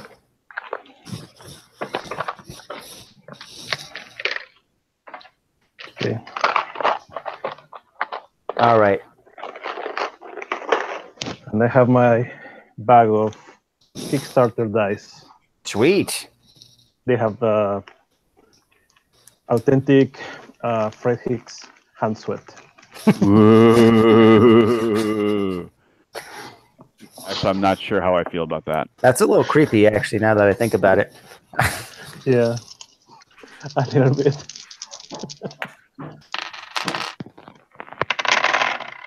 Oh, that's a -1. That's not very good. Okay. Yeah, +2. Plus 1 total. Okay, well, they got a +3. Yes, I guess it's nothing. Well, or it could be if you want to make an aspect and have it get complicated. So, I mean, as of right now, it sounds like we just pinged ourselves. Yes. Yes, we're still here. So yeah, if you wanna give them basically a free invoke on the everything is nailed down. Fine. Yeah, aspect. With that. Okay. Basically, I made our own signature bigger. I ping everybody, but got like a. I guess I got some signals back, but didn't really help much. And now or it could just be we could go with an aspect like strong, clear signal, and so then they get a free invoke of that. But it's there. Right. Well, it's everybody can use it. We don't get the invoke. So basically, it's easy for everybody to see, but they get the free invoke. All right, and who goes next, Sergio? Oh, okay. I still want to prepare my surprise. Yeah, I'm going to say our pilot is going next. Eddie Skipper. All right, Skipper. Just keep in mind, Sergio, with Popcorn Initiative, it's a good idea to seed initiative to them also, because otherwise they're going to get lots of moves in a row. Yeah. Well, it's actually just one group of mooks, so it's only going to be them and then them again if it goes last. But so still, still not the best. My other games. So Eddie's Yeah, those videos you see of road rage on YouTube where people are swerving, then they go fast, then they go really slow, then they go fast, then they get close. Yeah. Okay, so you're trying to lose them then, I think, is the gist of it? I'm really just trying to irritate them. Okay, irritate them. That's a provoke then. All right. Provoking to shooting us. Provoke them and rattling their nerves a bit. All right, so go ahead and roll your provoke. Oh wait, did you find one? Me? No, Rob. Sorry. Did you find an app that worked? No, I haven't found one that actually works. Yeah, I know. Me either. I think there's some dice pools, but a lot of them require logins and stuff. That is a +2. All right. Okay. Well, they don't have any mental, so they got a 0, I believe. Yep. Because they have no real mental resistance. They're just pilots. So hey. You have provoked them. Ouch. Does that mean you were doing mental stress, or were you trying to create an aspect there? Either one works. Yeah, I think we'll go with creating an aspect on that one. Okay, and so you want to go with angry or something like that? Angry aliens. There you go. We'll go with angry. Okay, and then who goes next? There's only the aliens and the professor. Well, Professor said to have him hold off, so I think the aliens should probably go next. Okay. All right, the aliens are pissed off, oddly enough. So the 5 ships try to close in on you and get basically at knife fight range with you there so that they can unleash heck. Do you guys want a dice room? I'm sorry? Do you guys want a dice room? There's a website with has dice rooms. Oh, I think we're doing okay as far as dice rolling. I mean, I think if we can't actually get in the hangout, I think we trust each other enough to roll dice. Yeah. If you cheat, then no, that's on you, really. Well, I mean, it's like John Henry said. That's between you and the dice gods. If that's what you need to do to make your week feel better, to cheat heads a dice roll, go for it. All right. So the angry aliens, they swoop in, and they're going to try and close. So that is a flying roll. They have a +4. They got a +4 to close with you, Cameron. Okay. As the person flying, I think. Hey, they're getting closer. That's the opposite of hold them off. Thought you wanted to have them over for tea. Space tea. It's like regular tea, but in space. No, I don't think so. We're out of crumpets. I told you that. I come over. We're out of crumpets. Well, we're not. I put them in my crumpet cannon, though. So that's the surprise. Am I supposed to roll the contestant? Yes, go ahead and roll. They got a +4 to. How about a +8? That'll do, and that gives you a boost, which gives you basically a momentary boost, and also that means they're not in the same zone as you. So that's handy because Rob's about to be shooting a gun. Well, I'm about to be preparing my special surprise. Exactly. What have you been doing? Well, nothing, because it hasn't been my turn, so I haven't been able to. Now it's your turn, Rob. You're looking for craft or science on this one? Well, what are you trying to do? Describe your action. I am basically asserting kind of that before I've done at least some prep work, and I'm trying to reroute power, do all sorts of stuff to overcharge the turret laser to blow these fuckers the hell out of the sky. Oh, that's definitely craft. Yeah. It was What are all these 20-volt batteries doing daisy chain together? Okay, is a 4 sufficient? Well, I don't think they have the ability to have stopped you. So yes, I don't think so. Okay. They cannot All this- psychically project back in time. So All of a sudden, the lights in the ship dim slightly, and you hear a weird hum coming from the weapon systems. an ominous hum. Oh, shit. Not again. Last time we fired this thing off, the toilet's backed up for 2 weeks. So is that 1 invoker or 2 on that? That would be 2. No, wait. It's because it's a. Wait, no. A succeed with style is a +3, so that would have been it. Yeah, that's a succeed with style. Okay, it was against the +1. Okay, cool. Yes, So I got 2 invokers. Because again, it's your ship. Well, it's Cameron's ship. Right. But you're in it. I'm assuming you've had time to get familiar with it. You've built booby traps and whatnot.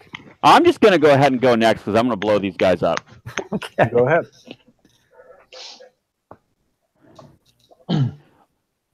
Hey, 1 special surprise coming up. That's a 0 total. No, sorry, I lied. That's a 0. That's a +2 on top of my shoot, which I currently have pegged at 3. So that's 5 +2 invokes for 9. Plus, mind if I use that boost? Go right ahead. And also, the aliens are angry. That's also yeah. something Cameron created. So they're like I'm good running. with rage. So like basically, as I unload it, then they are like funneling right into the cone of fire. The equivalent of walking into the roundhouse kick. What was the amount of stress you did? Because That they got a +3 to dodge. I think I'm up to +13 on my skill for 10. Okay, so describe what it looks like when you destroy them all in one shot.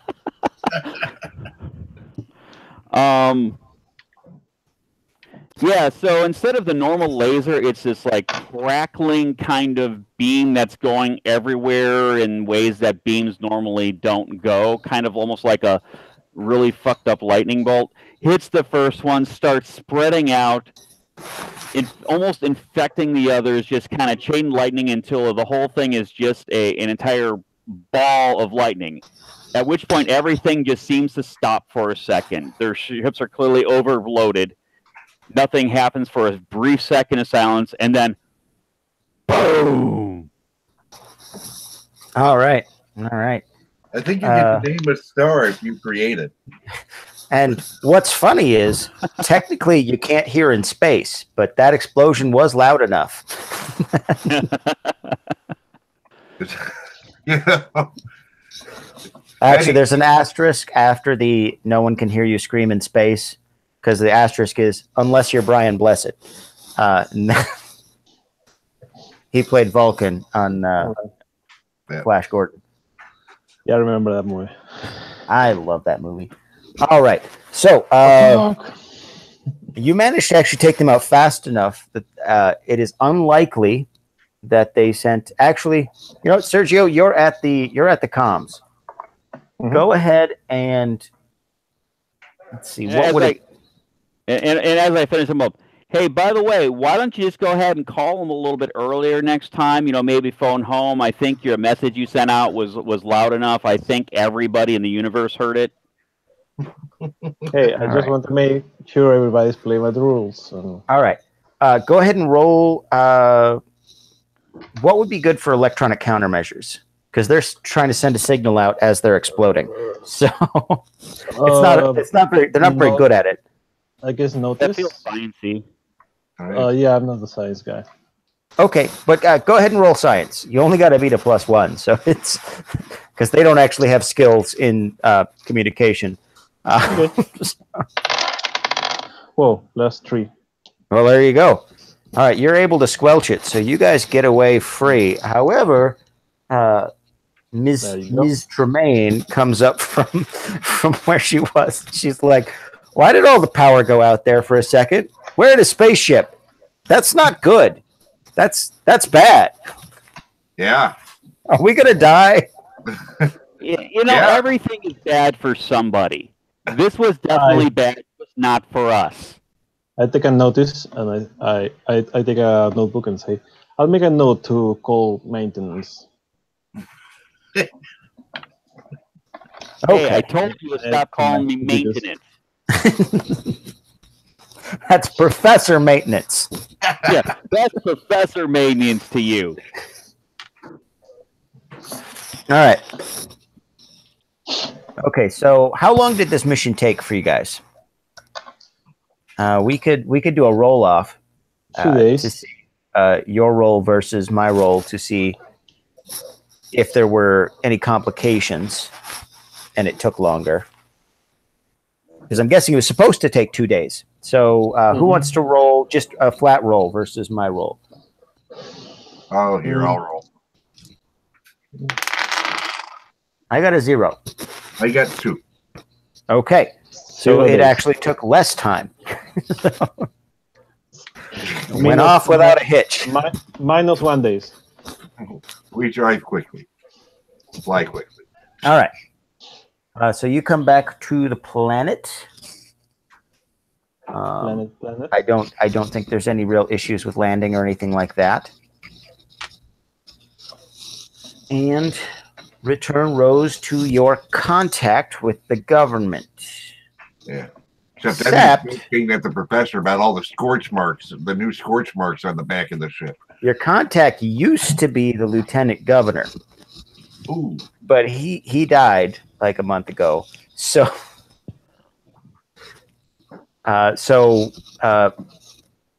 there's a vast bureaucracy now you have to navigate to get in touch with your new contact, who is in fact no one important, but he thinks he's important. And we will call him Phil. Or fill in. Filling in. So he's the actual substitute lieutenant governor. Auxiliary lieutenant governor. Interim. Okay, actually. So he's all stuffed up with his own importance and makes you wait, despite the fact that Rose has super important information, and so she's bugging you to get you in. But if you wait, nothing weird is going to happen or anything. Because if you wait, nothing weird will happen. So is that you're pushing us to not wait? Well, no, I have an idea for what's next because I kind of want to end on a cliffhanger. So, where do you guys stay? Do you guys just stay on the ship? I do. When you're... Is this a planet where we are stationed?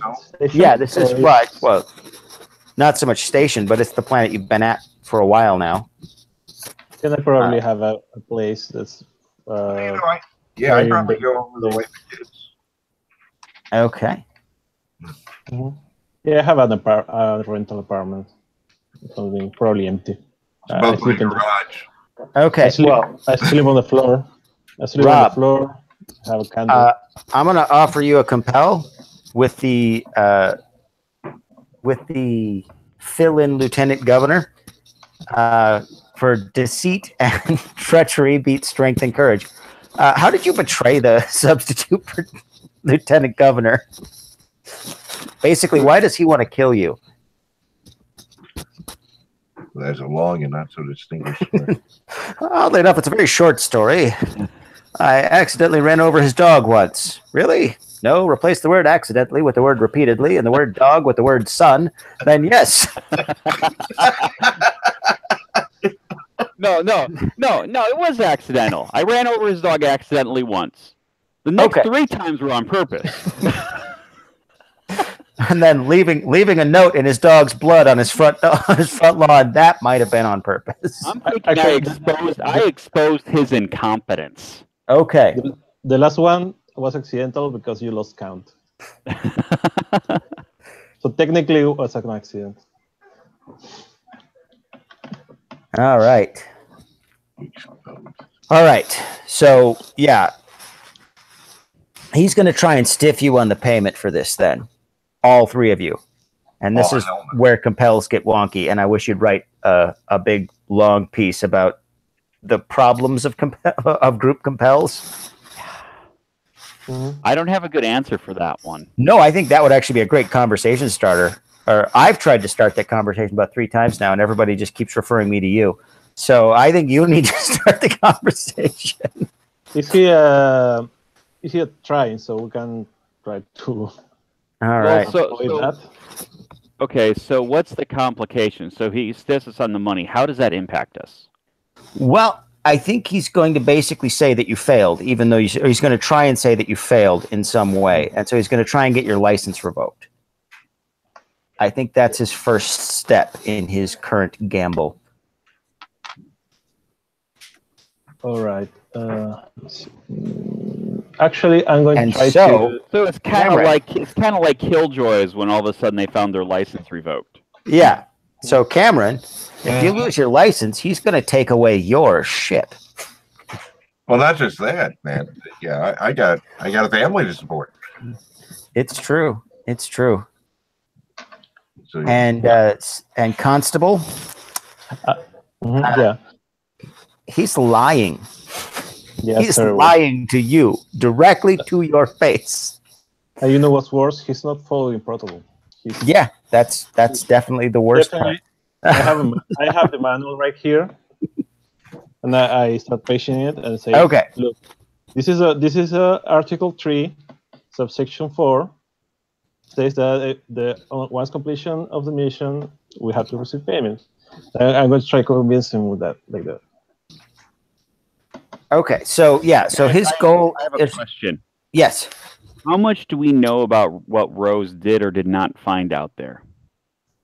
Well, it went really fast. The mission actually went faster than you anticipated, so not a lot.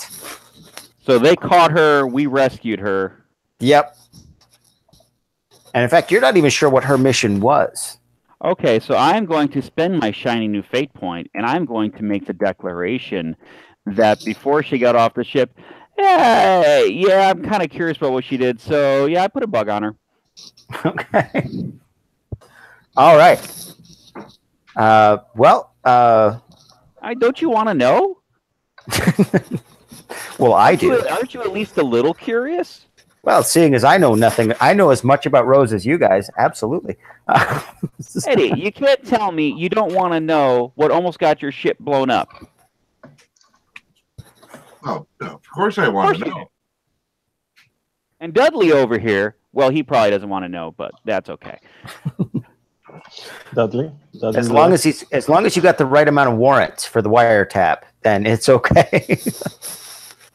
you need to sign off on that wiretap. All right. So you've put a bug on her. So then yeah, you get to listen in on her conversation with him before you get to go in. In fact, you might even have a recording. But that's up to you. Right now, you just have a bug. Of course I'm recording it. You record everything. What are you talking about? Also, I'm calling that an I can aspect. imagine this is like Eddie asking me, well, do you have a recording of it? I record everything. I could tell you about his bowel movements for the past month. You need more fiber. You should change one of your aspects to I am Big Brother. All right. Especially Big Brother. And so, yes, because you made that declaration, that is now true. And you find out that indeed he did send her off specifically to get captured. She's not thrilled about that, though. She was okay with screwing you over, but because it turns out her brother was one of the people you shot with your crazy cannon. So she's okay with the screwing you over. It was him leaving her to die at alien hands that she's a little less than thrilled about. And basically, if you hadn't showed up when you did, she probably would have been at least partially dissected when you found her. So you've got a wonderful recording explaining in detail what the original plan was, as well as all the ways it went wrong. Do you ever have those days where you're like, if I knew then what I knew now, I would do things totally different? I would definitely check for bugs. I mean, the beach, as I hear, is really nice, and we could have spent the last few days on a beach. Sure. I hate sand. It's coarse and it gets everywhere. No. You like some nice snow. All right. So now here's the question. Are you going to save that for when he tries to bring you to trial to take your license away? Or are you going to crush his dreams of doing that right now?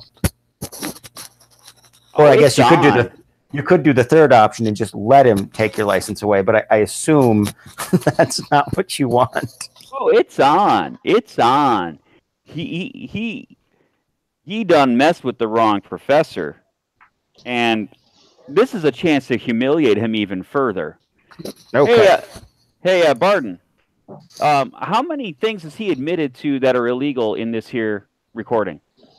Let me see. I would say, 5 at least. If we don't count the how serious of crimes are we talking? The missing license in her ships.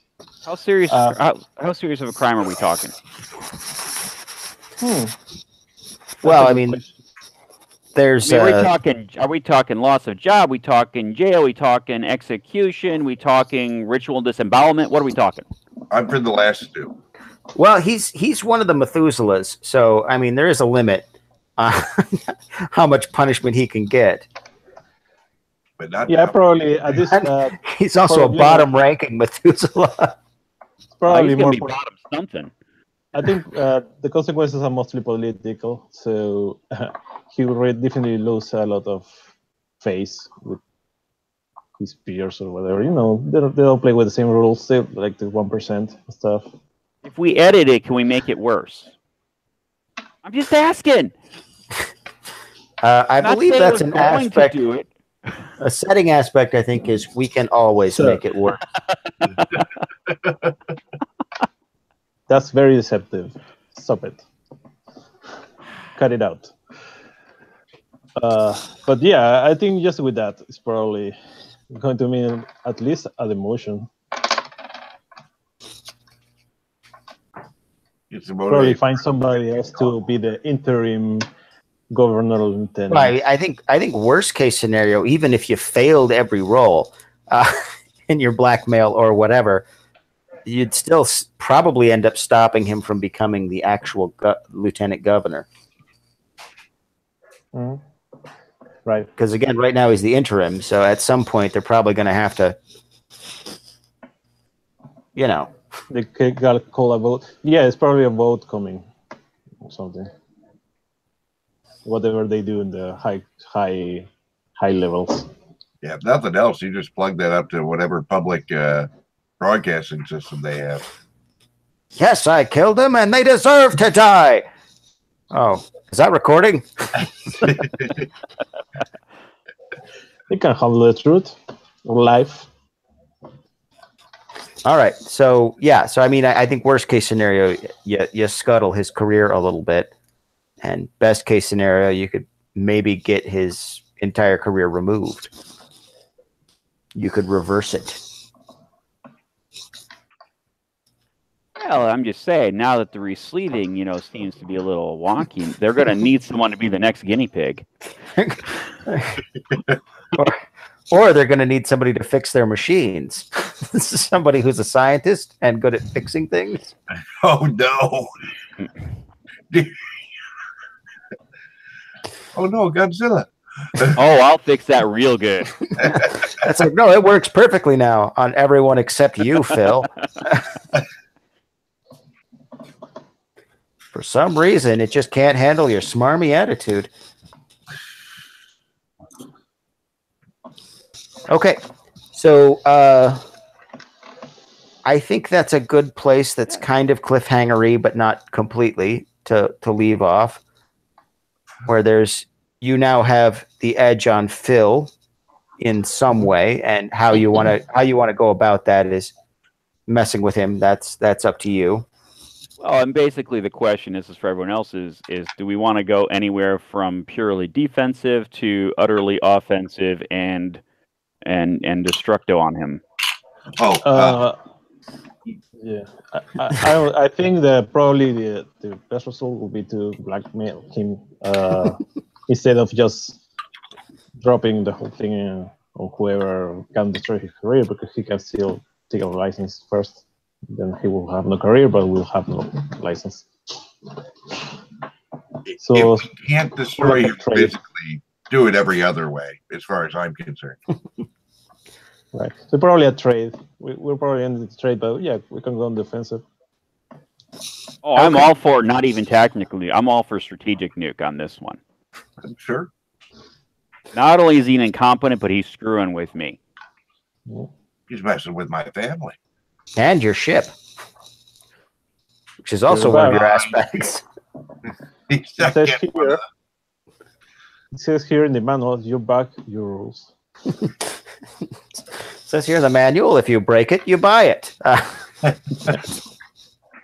That's weird, but okay. All right.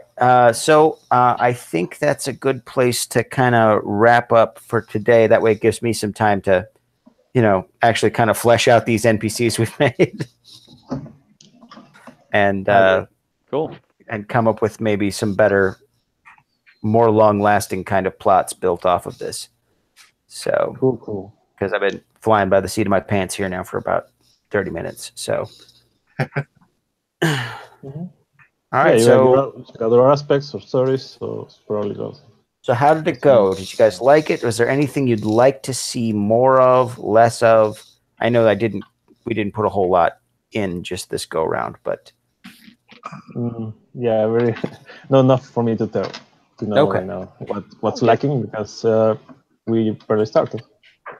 But is there anything you'd like to see in the next game or a couple games specifically? More urban setting for now, maybe. Okay. I can do that. I can whip up some better descriptions of the setting. Like I said, I just was kind of flying by the seat of my pants for this one, but I'll have something for next time. I think it was great. All right. Yeah, I like it very much. All right. Well, thanks for playing, guys. The only thing I would say is like a few more visual descriptions. Like, it'd be nice to know what those ships looked like. Yeah. Well, I didn't, and I or at least in my head, I kind of pictured them as very small needle-like ships. But I will definitely do that. It didn't occur to me because I was literally coming up with that second. So we probably want to do the same for our ship. Yes, and I also didn't know what your ship looked like, so that would have hindered some things. But no doubt. So next session, more descriptions. Good. And also possibly courtroom drama, possibly blackmail drama, possibly murder drama, possibly all three. So blackmailed into murdering himself in court.